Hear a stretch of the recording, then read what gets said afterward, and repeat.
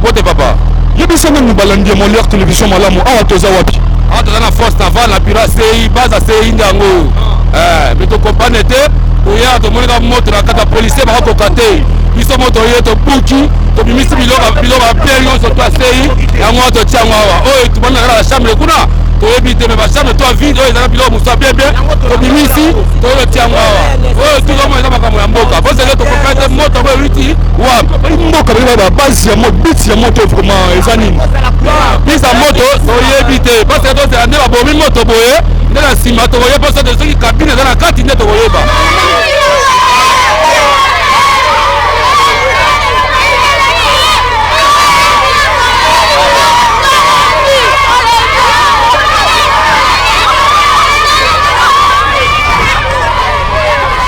Mbote papa. Mais moto bandaki ndenge ninde ko nanga. Bon ngana yaki na otinda ku directeur na nga benga na otaba kabia na kati ezine.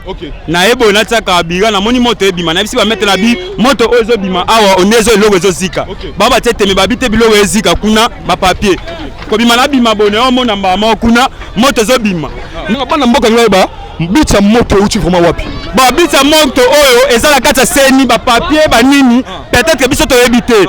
Bah peut-être que muta courant ezalaki. Bah biso courant ezalaki normal mais pas to moneli so courant fait pesa choper signe pour tona ba liaison moko. On comprend? Ko ça na liaison moko na bango mais to moni mamango moto bando bimana ti lokwa ba papier. Ba bano zani anteke mona mboka. Mais ta mona mboka pona ozala donc na muku en bref ezali problème que bati esandi lokwa bateli biso na mboka. Eza problème que non so ba bengi il faut yo intervenir. Net na ka o monika biso neto bomi moto. Mais jusqu'à présent ko zo image wana ya sep ezo zo maté.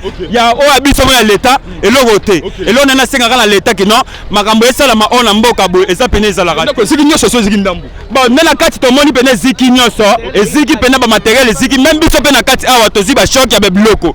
On comprend? Et ça linga pena bien. Merci beaucoup.